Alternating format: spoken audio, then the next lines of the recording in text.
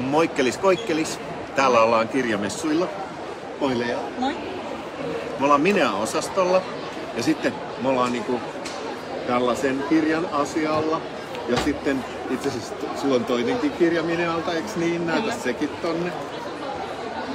Eli meillä on kirjailija ja asiantuntija tässä haastateltavana. Ja tai siis me höpötellään tässä niinku livenä.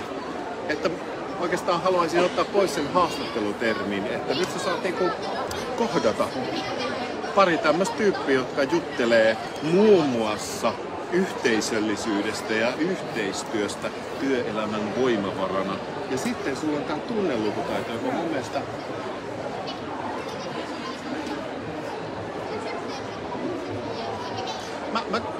mulle tulee ensimmäisenä mieleen nyt näistä asioista jotenkin se, että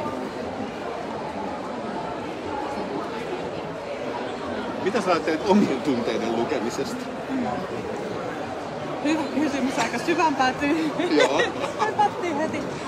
Tosi tärkeä. Tosi tärkeä, koska se vaikuttaa ihan kaikkeen. Ja se, että miten osaa lukea omia tunteita ja ennenkin niiden viestejä, että mitä ne tunteet haluaa mulle kertoa, niin sehän vaikuttaa siihen, miten mä siis toimin. Joo. Että mä voin tunnistaa tunteen, että nyt mä oon iloinen, kun mä näen sut, tai nyt mua harmittaa tuo asia. Mutta jos mä en saa kiinni siitä, että mikä se viesti on, niin silloinhan se ei tavallaan toimi se tunne, ja siksi puhutaan tunnelukutaidosta.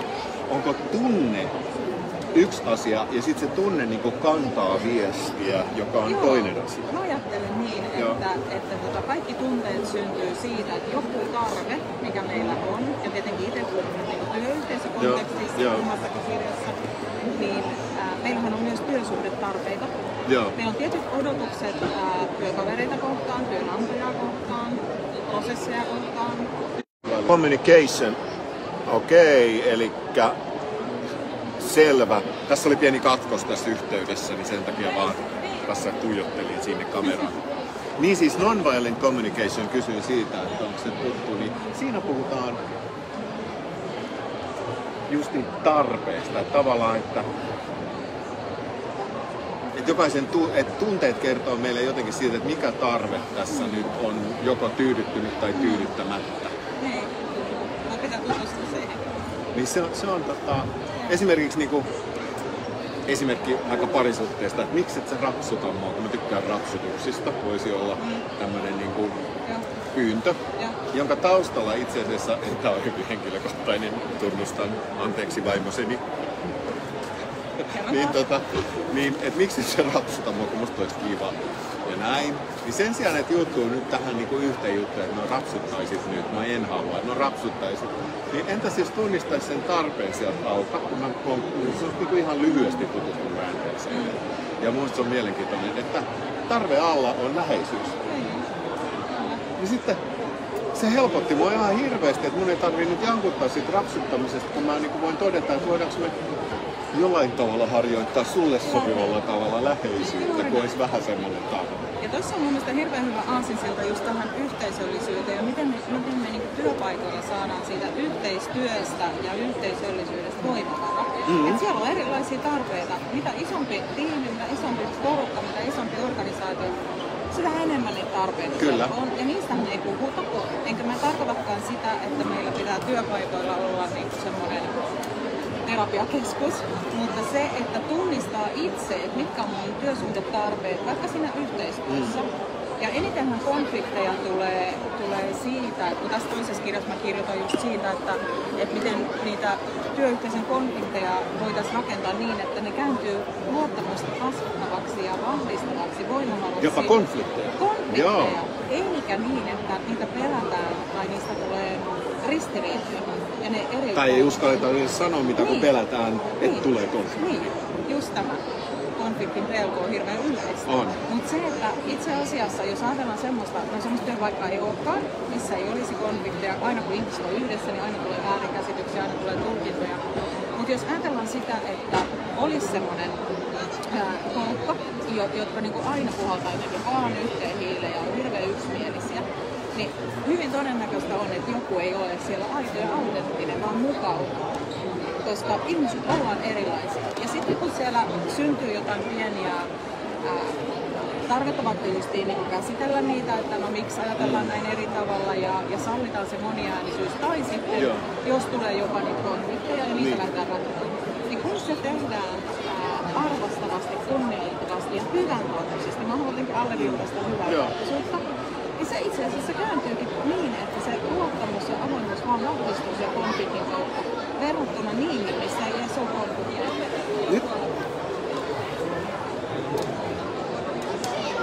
Mä kysyn sulta täysin vilpittömän kysymyksen.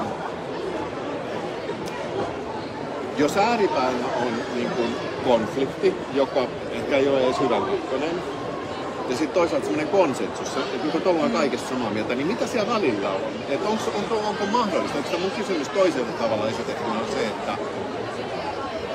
että onko mahdollista tehdä hyvän tahtoista rakentavaa yhteistyötä ilman, että se on niin jotain samanmielistä hymistä? Hyvä kysymys ja on. Se mitä se edellyttää, että tuohon päästään, on se, että ihmiset, just mitä sun eka kysymys oli, että miten sanella miten lukee omia tunteita. Mutta onko se ok tehdä yhteistyötä silleen, että musta välillä ei tunnu hyvältä? On. Ja siihen meidän pitäisi päästä. Että ei edes tarvii niinku ajatella. Siis kyllähän me voidaan tehdä mun mielestä yhteistyötä sillä lailla, että okei, mä mukaudun nyt tähän sun juttuun. Mä tiedän, että se on sulle tärkeää. Musta se ei nyt just tunnu ihan niin kuin mun tarpeita tyydyttävältä vaihtoehdolta, mutta mä tiedän sen, että se on sulle tärkeä. Niin hei, nyt tehdään näin. Ja sit mä niin kuin luotan siihen, että jos niin, että tavallaan, että kyllä säkin varmaan ajattelet jossain kohtaa myös niin, että täällä on koululaisia ihan hirveästi ja täällä on hirveä hulina ja ihania huutoja tulee tänne väliin. Niin jotenkin silleen, kun monesti mä oon vaan kuullut semmoista, kun itse teen kanssa vuorovaikutuksen ja yhteistyön kanssa töitä, niin tavallaan semmoinen niin aika iso pelko, tai tunnistat sä sen, että on semmoinen pelko siitä, että jotenkin, että sit joudun tekemään kompromisseja, tai sitten, että no sit me vaan hymistellään ja nomi. Ja ton takia on niitä käytäväkeskusteluja ja niitä, jotka ei sitten johda kuitenkaan siihen, koska varjopuhetta ja takanapäin puhumista, jopa pahan tahtoista. Ja se johtuu sitten taas mun mielestä siitä, että toi kiva esimerkki, minkä kuvasit, niin sitten sitä vastavuoroisuutta ei tulekaan. Että se on valmis joustamaan ja ottamaan muut huomioon ja tekee kompromisseja. Ja sitten tekee sitä itsensä kustannuksella. Ja se alkaakin kääntyä sitten siihen, että jos ei se ole vasta, että tämä yhteistyöhän on sitä, että se on nimenomaan vastavuoroisuutta. Joo. Ja nyt mulla tuli taas seuraava leijeri avautui tästä sipulista, eli resiprokaalinen altruismi. Altruismi on tuttu, mutta eli tavallaan semmoinen vastavuoroisuuden oletus. Niin sehän helposti johtaa semmoiseen pelimerkkien keräämiseen. Eli tavallaan, että mä joustan ja mä jotenkin näin tarjoilen sulle apua ja näin. Ja sit mä oletan koko ajan kerään pelimerkkejä. Nyt mä oon jo 3 kertaa auttanut, mutta se ei ole auttanut mua. Niin, onko se sitten ihan out of the question, että auttaa vaan auttamisen tilasta, että ilman sitä vastavuoroisuuden vaatimusta? Ei. Toihan olisi ihana, kun kaikki toimivat noin. Silloinhan tavallaan se vastavuoroisuus toteutuisi vapaaehtoisesti. Ja silloin, siis siitä on paljon näyttöä ja tutkimuksia, että itse asiassa ne ihmiset on terveempiä, aikaansaavempia, onnellisempia, jotka toteuttaa altruismia ilman sitä, että odottaa edes, että mä saan sen takaisin. Koska mun mielestä kuulostaa kaupankäynniltä semmoinen vastavuoroisuus. Vähän. Kyllä, mutta sitten taas jos mietitään sitä työelämän yhteistyötä ja niitä tavallaan resursseja, me tiedetään, että monta alaa on tällä hetkellä, että siellä on kestämätön henkilöstövaje vaikka. Niin jos sitten siellä tavallaan lopetettaisiin senkin takia, että se auttaminen, että toinen ei ehdi auttaa takaisin. Niin onneksi niitä ihmisiä meitä on paljon ja koko ajan enemmän ja ihana, jos tulette ja lähdette kehittämään myös omaa asennetta ja ajattelua siihen altruismin suuntaan, koska se tuottaa myös itselle, vaikka sä et olisi mulle vastavuoroisesti tekemässä palveluksia, niin itse asiassa mä saan siitä jo paljon, että mä autan. Ja se on pystytty todentamaan, että kehossakin tapahtuu hyviä reaktioita. Meidän solut alkaa uudistua muuta, kun me tehdään hyvää toiselle. Eli mun mielestä mä oon ihan samaa mieltä tämän kanssa. Eli tavallaan, että jos tai sä niin kuin autat toista, niin silloinhan tavallaan auttaa myös itseään. Juuri näin. Eli silloinhan se vastavuoroisuus tulee, voisiko sen sanoa, että eräällä tavalla vastavuoroisuushan tulee hoidettua tolla tavalla, jo aina kun sä autat, niin sä saat. Näin mä ajattelen. Mun mielestä me todella sukellettiin nyt semmoiseen miellyttävään, lämpimään, syvään päätyyn. Mä ainakin jotenkin ajattelen, että voi vitsi miten kaunis ajatus. Joo. Ja sitten kun mä ajattelen sitä työelämän arkea, niin jos pystyy palauttamaan, mä pystyn monta ihmistä, mutta mä palauttamaan mieleen sellaisia pomoja tai työkavereita tai asiakkaita, jotka toimii näin. Niin just toi lämpö ja se semmoinen niinku turvan kokemus ja semmoinen hyvä olo, niin se alkaa levitä. Se täyttää niinku sen ihmisen, joka on sen kohteena, jolloin siellä alkaa syntymään hyvän tahtoisuuden itsestään enemmän. Kun me saadaan sitä, niin siellä alkaisi, vaikka ei sitten tekisi niitä tekoja tai jos nyt jostain syystä ei sitten ole sitä vastavuoroisuutta, mutta yleensä se poikii tiedät se sitten sitäkin. Mutta se lähtee mun mielestä just siitä, että se ei ole pelimerkkejä kellään keräämistä, vaan se on vilpitöntä yhteistyötä. Mä rupesin ajattelemaan ihan semmoista asiaa, että jos mä toivon ja oletan, että voi kun nyt auttaisit, sinä auttaisit, tai niin kuin, että voi kun muakin autettaisiin, että en mä ole se, joka tässä vaan auttaa. Niin sehän tavallaan vähän niin kuin myrkyttää sen mun... Se tekee musta, niin kuin silloin mä niin kuin kampitan itse asiassa. Siis jos nyt ihan idealistisesti puhutaan, niin jos mä vaan poistaisin sen koko oletuksen siitä, että mä nyt autan, koska mua huvittaa auttaa ja musta on kiva auttaa ja se tuottaa mullekin iloa, niin eihän mä silloin joudu pettymään. Ja sitten se, mikä mua jaksaa aina hämmästyttää, että kuinka ihmisten on vaikea ottaa sellaista vastaan. Joo, mä kerron yhden esimerkin, kun meillä oli musiikkitalolla messut viimeksi, Purpose Happy messut. Ja itselle kävi samalla tavalla, että en ollut silloin niin saanut sitä, että se narikkamaksu maksaa. Niin. Ja oli talvi ja oli takit mukana ja sitten mä mietin siinä, kun siinä lukikin kortti, että siis tiesin, että se maksaa, mutta että sinne ei voi maksaa kortilla, että pitää olla kolikoita. Ja rupesin siinä sitten jonossa, se oli pitkä jono, niin kaivaa, että onkohan mulla kolikoita. Yleensä noi lapset vienoo kaikki pikkurahat. Ja mulla sattui olemaan. Ja sitten siinä mun edessä oli mulle täysin tuntematon nainen, joka siinä tuskaili. Ja hän oli aika jopa kiukkunenkin tai silleen niin kuin tuhatteli siinä itse, että ei hitsi, että nythän joutuu kantaa tätä takia koko päivää, kun ei hän ole kolikoita. Mulla sattui olemaan, niin mä annan hänelle, että hei mä annan sulle tästä 2 euroa. Sitten se, mitä? Mä sanoin, että ei tarvitse kantaa sitä takkia, tässä on sulle 2 euroa. Ja sitten se on mutta tota voi ottaa. Mä sanoin, että kyllä voit, että mulla nyt sattuu olemaan ja mäkään en tiennyt tätä, että ole hyvä. Sitten se oli ihan, että no mikä sun puhelinnumero, hän maksaa PayPalilla. Sitten mä sanoin, että ei, että pistä hyvä kiertämään. Ja mä satuin näkemään sen saman naisen iltapäivällä siellä kiertämässä. Niin olisit nähnyt hänen ilmeensä ja hän sanoi mulle näin, mä pistin hyvän kiertämään. Hei, nyt mun on pakko nyt sanoa. Me ollaan hei livessä, me ollaan messuilla Minean osastolla. Ja terveisiä, jos kuuntelet, joka oli mun kanssa siellä takkijonossa. Joo, ja kannattaa tulla hei oikeesti tänne kirjamessuille. Mutta tässä on haaste. Pane hyvä kiertämään. Et jos sä et halua miettiä, niin mieti vaikka 2 eurosta. Niin laita 2 euronen kiertämään jollain tavalla. Ja jos sä haluat miettiä, niin keksi jotain muita tapoja, että millä sä voit niinku pyytämättä, kysymättä, semmonen random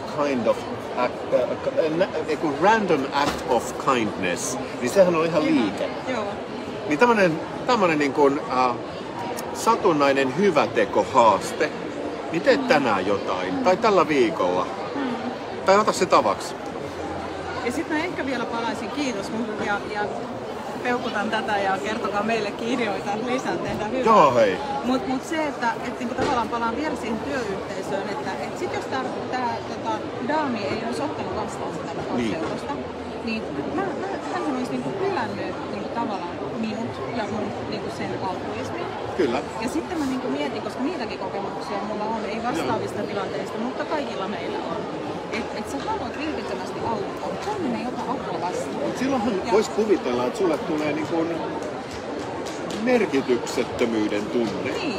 Että niinku, et mun avulla ei ole nyt merkitystä. Mulla ei ole merkitystä, koska mä en edes voi auttaa. Ja että hänen tavallaan se tarve ja turhautuminen ei ollut varmaan totta tai näin.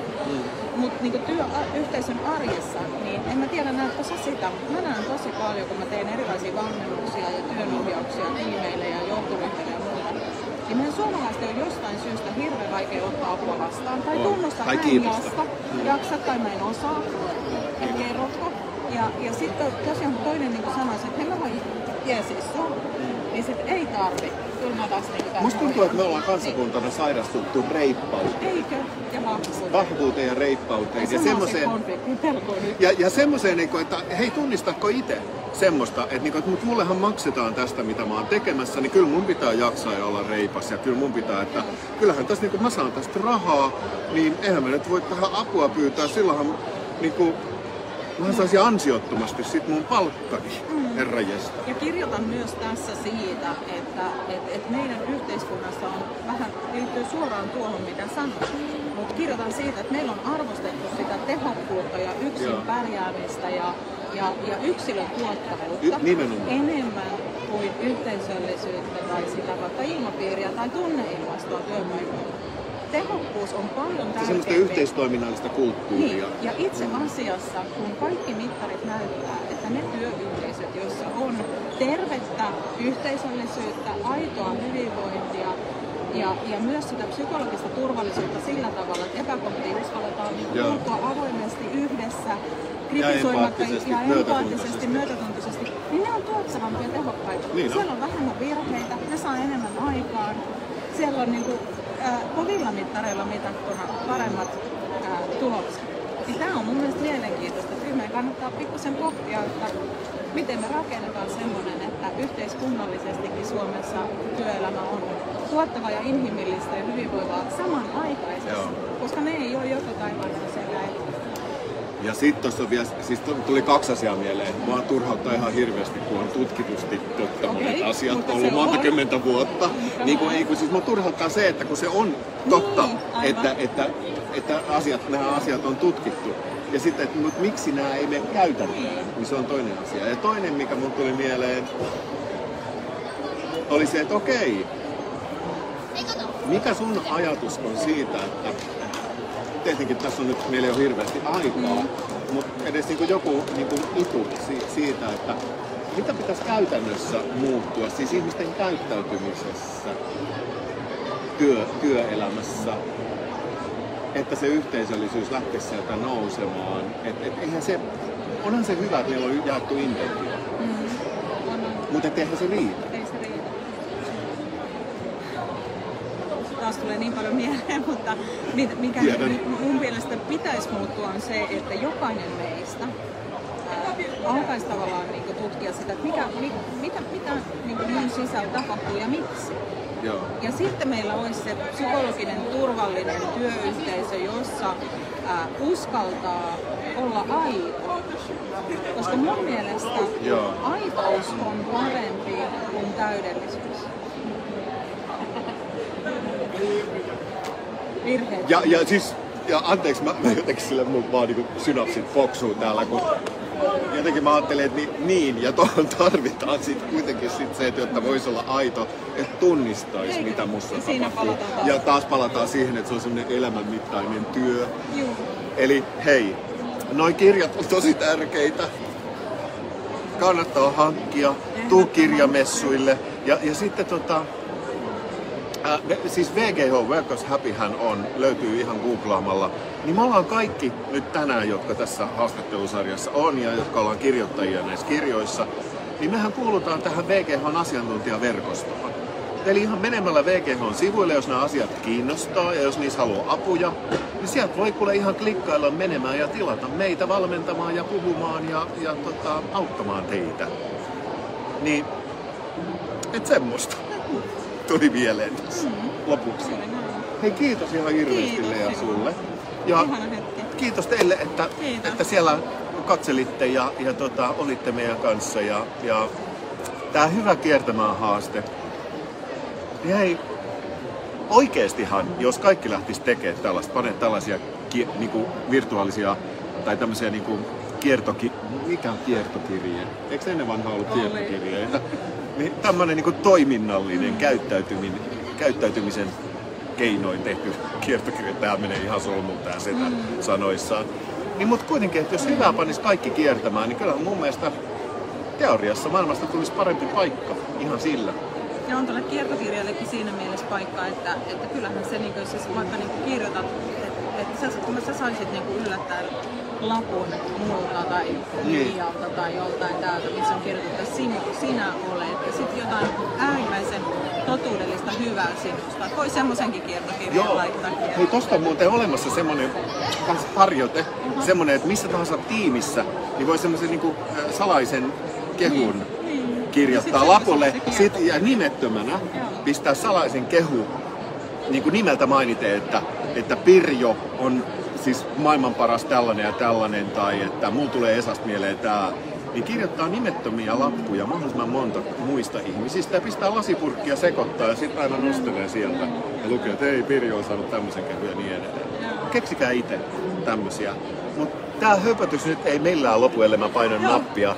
Moi moi! Moi moi!